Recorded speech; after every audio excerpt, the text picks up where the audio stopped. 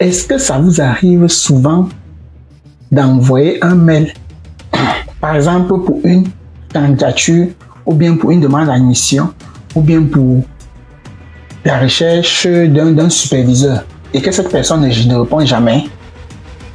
Peut-être parce que vous avez mal rédigé votre mail, ou bien vous n'avez pas bien structuré, ou bien parfois même vous candidatez à un poste en envoyant le mail et on ne vous répond jamais.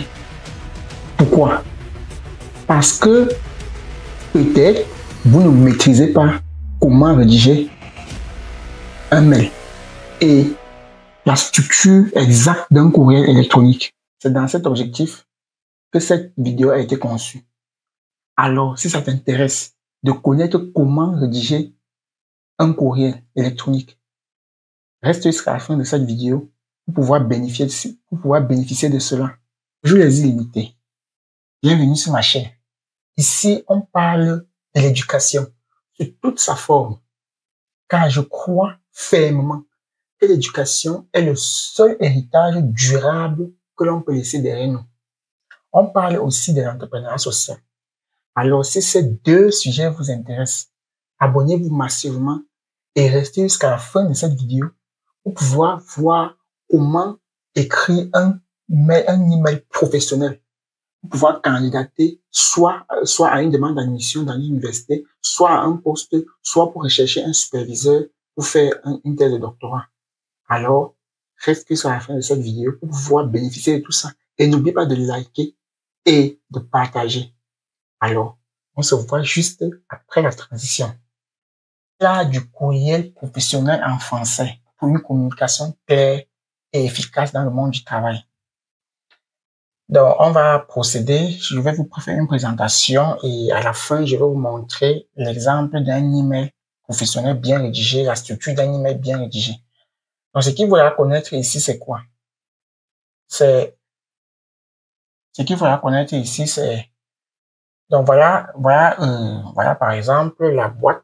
Voilà par exemple une boîte de réception bien remplie avec plusieurs courriels à l'intérieur. Donc, vous pouvez utiliser soit Gmail, soit Yahoo, soit vous pouvez utiliser Outlook. Donc, ça dépend de vous. Vous pouvez utiliser plusieurs applications pour vos messageries électroniques. Donc, ça dépend de chacun. Donc, ça, c'est un exemple de boîte de réception remplie avec plusieurs parties là. Donc, ce qui nous intéresse aujourd'hui, ça sera comment rédiger un email.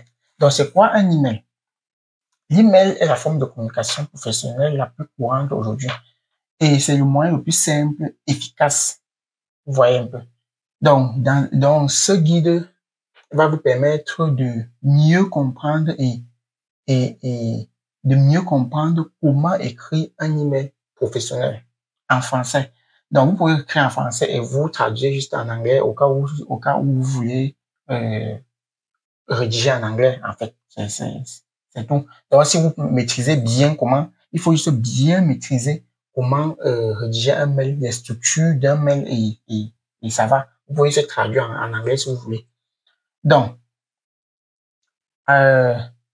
l'importance et l'usage du courriel. À quoi sert le courriel? Donc, le courriel peut servir pour faire une candidature. Par exemple, vous faites une candidature, disons peut-être si vous voulez demander une admission dans une université, vous pouvez joindre à ça votre CV et vos diplômes. Vous voyez, donc vous faites pièce jointe, vous mettez votre CV et vos diplômes, par exemple. Vous pouvez aussi utiliser le mail pour chercher un superviseur, peut-être pour faire une thèse de doctorat. Vous pouvez utiliser le courriel pour candidater à un poste de travail en joignant vos CV ainsi que vos compétences précédentes, ainsi de suite. Vous pouvez aussi utiliser le CV pour remercier. Vous voyez un peu. Vous pouvez utiliser aussi le courriel pour remercier.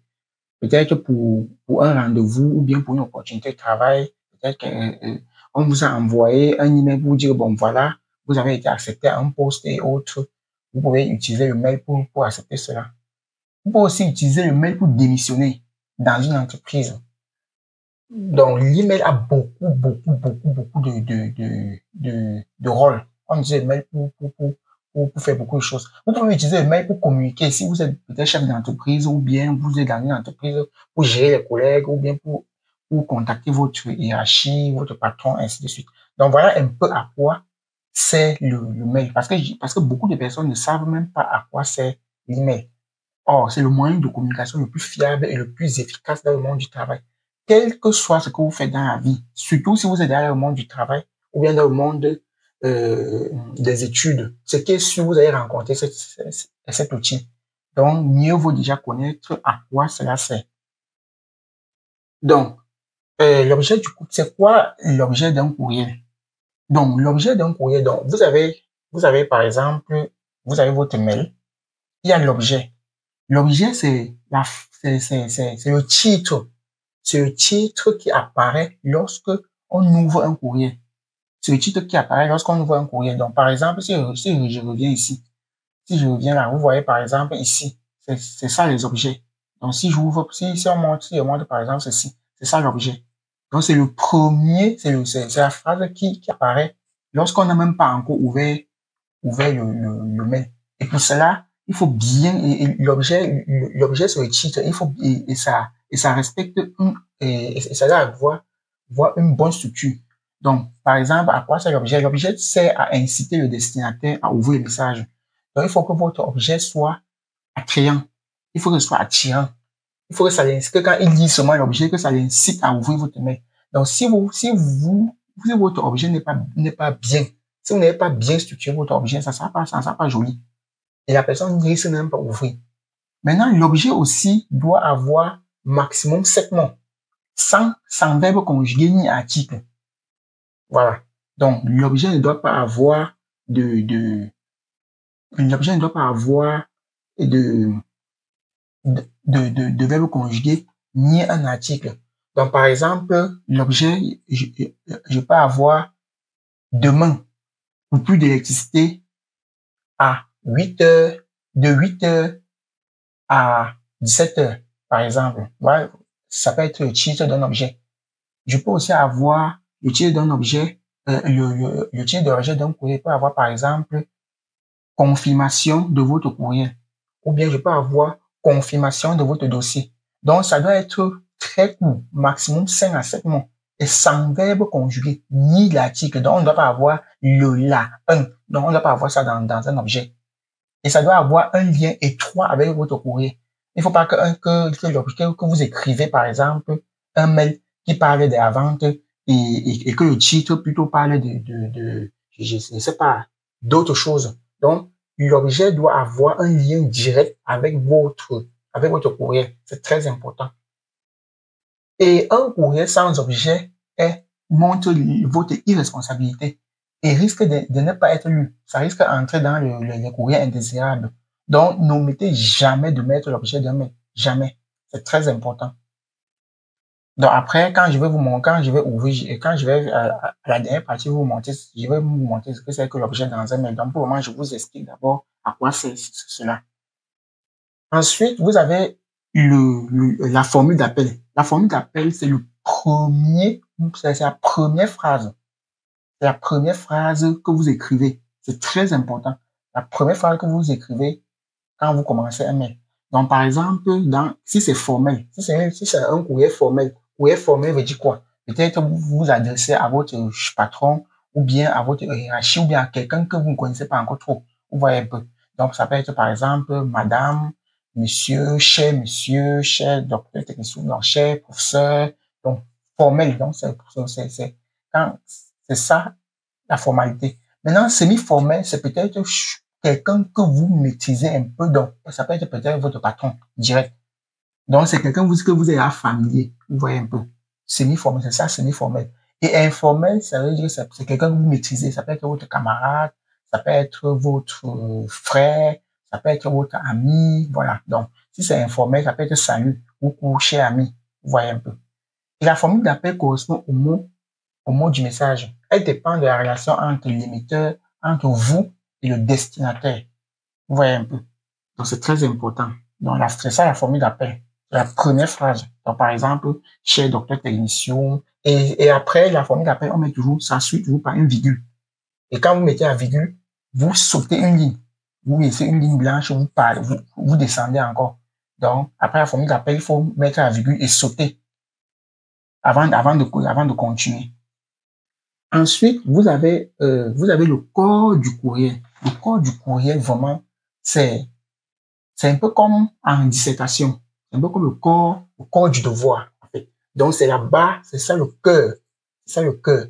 Et c'est très important. Et la première phrase doit directement montrer l'information principale. C'est très important. Donc, ça peut commencer peut-être par vous présenter si vous êtes en train de contacter quelqu'un que vous n'avez jamais connu, par exemple, donc quelqu'un que vous ne connaissez pas. C'est là-bas. La première phrase doit directement contenir vos informations. Vous présentez, par exemple, je suis tel, je suis docteur technicien, je suis, par exemple, doctorant, ainsi de suite. Vous voyez un peu. Vous vous présentez si c'est quelqu'un que vous ne connaissez pas trop. Mais si c'est quelqu'un que vous connaissez ou bien peut-être c'est un collègue, directement, la première phrase doit contenir l'information que vous voulez transmettre en lien avec l'objet de votre mail, bien sûr. Donc, et généralement, l'objet, le corps du courriel est sous forme d'une pyramide inversée. Sous forme d'une pyramide inversée, c'est-à-dire, ça commence par l'information générale, l'information utile, et au fur et à mesure, vous descendez. Pourquoi? Parce que la première phrase est toujours la phrase qu'on lit, qu'on retient rapidement. Mieux vaut que la première phrase contienne directement l'information. Et au fur et à mesure, maintenant que vous descendez, vous affinez. Donc, la première phrase d'un mail doit contenir l'information principale. Elle doit être précise et concise. Et maintenant, chaque phrase comporte, chaque paragraphe du mail comporte une idée secondaire. Et on doit avoir maximum 4 paragraphes dans un mail. Entre 3 et 4. Au-delà de ça, ça sera trop volumineux. Parce qu'un mail aussi ne doit pas être trop volumineux. Donc, un mail, si vous avez trop détaillé, ça doit avoir maximum 4 paragraphes. Et chaque paragraphe possède une idée secondaire. Et maintenant, chaque paragraphe doit comporter des phrases très courtes, reliées entre elles par des connecteurs logiques. Voilà, c'est très important. Vous devez vous mettre des connecteurs logiques pour pouvoir relier vos phrases. Et les phrases doivent être très courtes. Les phrases doivent être trop très longues. Elles doivent être courtes et connectées avec les connecteurs logiques. C'est très important. Maintenant, il faut toujours résumer. Donc, à la fin, là, vous résumez votre corps du texte. Donc, par exemple, vous pouvez écrire, conclure ça avec un résumé de ce que vous avez dit précédemment. Parce que généralement, quand on lit un truc, on retient toujours soit la première, le début et la fin. Vous voyez un peu, c'est très important. Donc après, je vais vous montrer, restez jusqu'à la fin, je vais vous montrer un exemple d'un mail complet. Vous allez voir de quoi je parle. Donc, comme je disais, chaque paragraphe doit comporter au maximum 4 lignes avec des phrases courtes reliées par des mots de liaison, bien ce qu'on appelle vulgairement des connecteurs logiques. Donc, c'est un peu ça le corps du courriel. Ensuite, vous avez la formule de courtoisie. La formule de courtoisie, c'est une autre phrase. Donc, après le corps du mail, vous sautez une ligne. Vous partez à la ligne, vous mettez la formule de courtoisie. Donc, si c'est très formel, ça peut être, par exemple, veuillez agréer, madame, l'expression de mes salutations distinguées. Ensuite, si c'est formel, je vous prie d'agréer mes sincères salutations.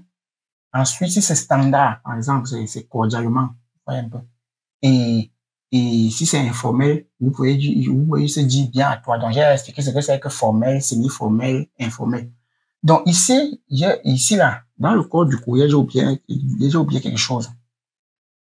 À la conclusion du corps, vous devez toujours mettre une phrase, par exemple, qui ouvre un débat. Vous voyez un peu, qui ouvre un débat ou bien qui ouvre des futures collaborations avec votre destinataire. Donc, ça peut par exemple être, je vous remercie une fois de plus pour votre considération, ou bien je vous remercie une fois de plus ou bien par exemple, vous pouvez écrire, j'ai hâte de vous lire très bientôt. Vous voyez un peu. Donc, c'est un peu comme ça. Donc, quand vous finissez le corps du courrier, à la fin du corps du courrier, je ne suis pas dans la forme de courtoisie, je suis toujours dans le corps du courrier. Vous devez vous mettre une phrase qui ouvre, qui montre au destinataire qui doit répondre, en fait. Ou bien, vous pouvez, par exemple, mettre hâte de vous lire très bientôt. Voilà. Vous voyez un peu. En espérant que vous allez bien, par exemple, j'ai hâte de vous lire très bientôt. Donc, c'est un peu ça la conclusion claire qui résume et indique la suite à venir. Voilà. Donc c'est un peu ça la formule de courtoisie. Et la formule de courtoisie, la formule de politesse conclut votre courrier avant la signature. Vous voyez un peu. Et son niveau de formalité dépend de votre relation avec le destinataire. Donc, si c'est quelqu'un que vous ne connaissez pas, vous mettez le numéro 1 là. Si c'est quelqu'un que vous connaissez quand même, c'est peut-être votre patron, vous mettez le numéro 2. Donc, si vous êtes familier. Si c'est quelqu'un que peut-être votre collègue, parce que c'est votre collègue, vous n'avez pas dit, bon, collègue, bon, ça dépend de la proximité que vous avez. Vous pouvez juste mettre cordialement. Mais si c'est peut-être votre collègue et ami, ou bien votre frère, vous pouvez juste mettre bien à toi, ou bien à bientôt, ou bien bisous. Vous voyez un peu, vous pouvez juste mettre bisous. Parce qu'il y a aussi des personnes qui communiquent avec leurs copines ou bien avec leurs femmes par mail. Donc, il y a des personnes comme ça. Je vais même mettre bisous ou bien je t'aime, ça dépend. Donc, ça dépend. Donc, la forme de courtoisie dépend de la proximité que vous avez avec votre destinataire. C'est très important. Maintenant, il y a la signature professionnelle. La signature professionnelle, c'est quoi? C'est ce qui comporte votre nom. Donc, voici les éléments essentiels d'une signature professionnelle. Donc, vous avez là le prénom et nom, c'est très important. Donc, après la formule de courtoisie, vous mettez virgule. C'est très important. Après la formule de courtoisie, vous mettez virgule, vous descendez à la ligne. Vous mettez votre prénom et votre nom. Vous mettez votre fonction et titre. Le nom de votre entreprise. Bon, ça, ce n'est pas nécessaire. Mais voici les deux trucs voici ce qui est nécessaire. Votre nom et votre prénom. Donc, vous pouvez juste mettre, par exemple, cordialement, docteur technicien, tout simplement. Maintenant, si c'est très formel, si vous avez d'autres informations à communiquer, ça dépend. Vous pouvez aussi mettre votre numéro de téléphone, vous pouvez mettre votre adresse email, vous pouvez toujours mettre votre adresse email en bas pour rappeler. Parce que généralement, si c'est quelqu'un qui doit vous recontacter après, si c'est peut-être pour une demande de travail et autres, il faut toujours mettre votre adresse électronique parce que la personne peut juste vouloir copier ça et coller pour vous écrire. Il ne faut pas qu'il aille encore rechercher comment dans le mail parce que peut-être même l'adresse mail que vous avez utilisée pour l'écrire, ce n'était pas peut-être votre adresse mail, ou bien peut-être c'était l'adresse mail de l'entreprise. Mais après, vous devez toujours mettre votre adresse mail personnelle à la fin. Vous mettez votre numéro de téléphone, le nom de l'entreprise dont vous travaillez, ou bien le nom de l'institution, je ne sais pas trop.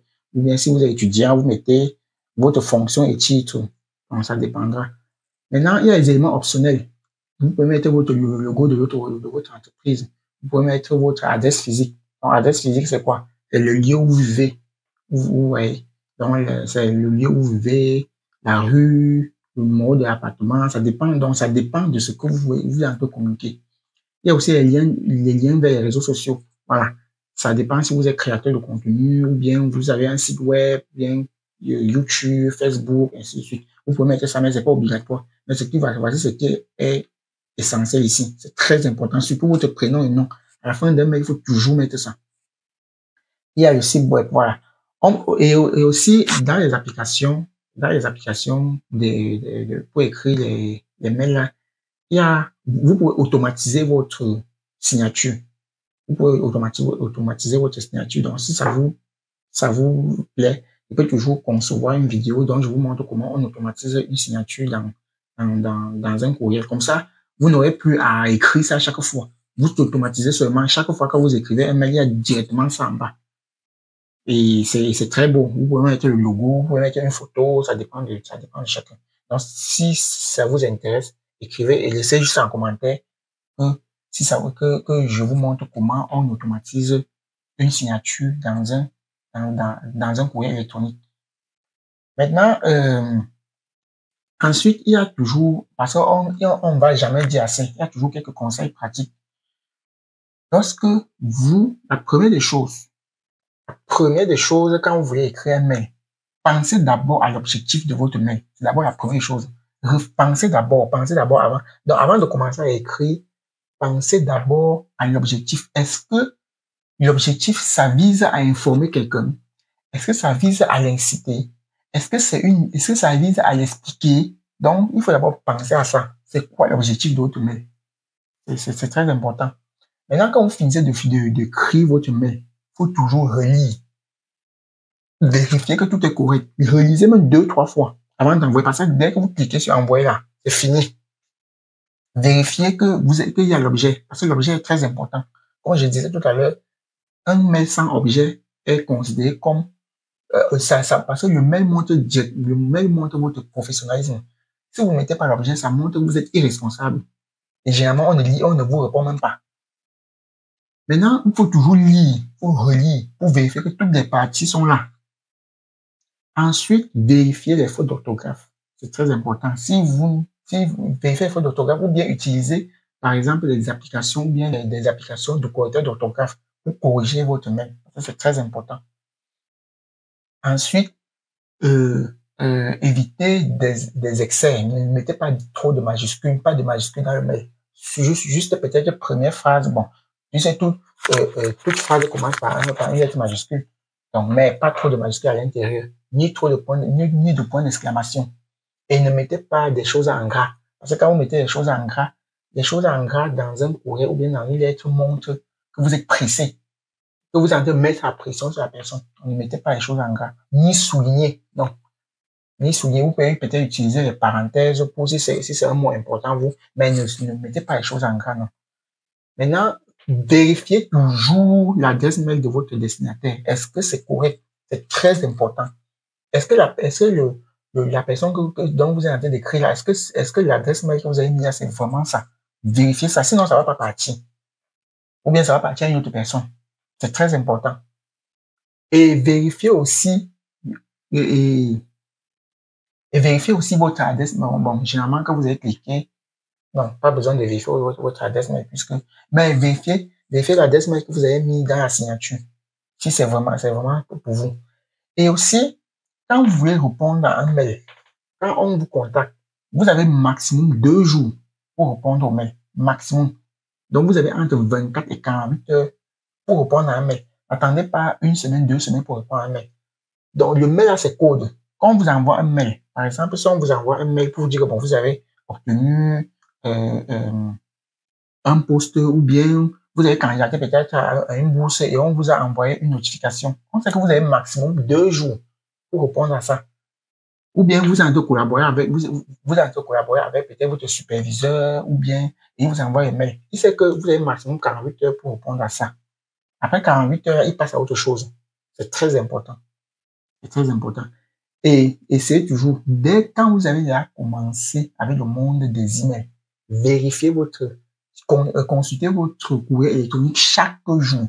Chaque jour.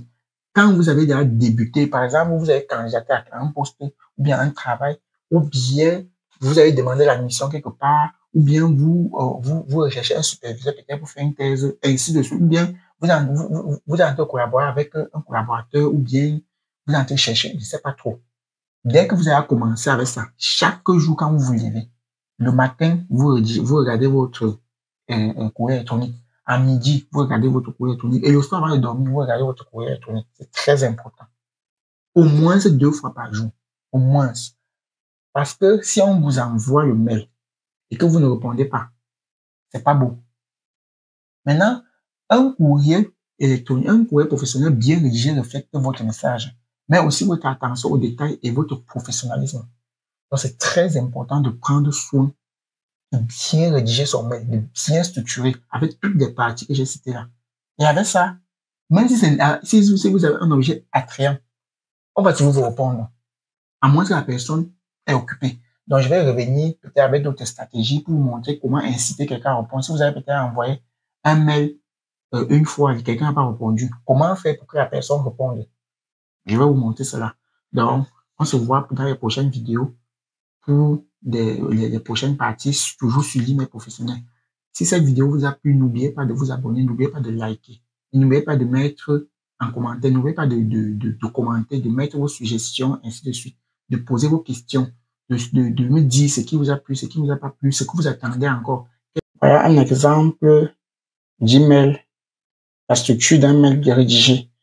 Donc, vous voyez. Donc, là, c'est ça.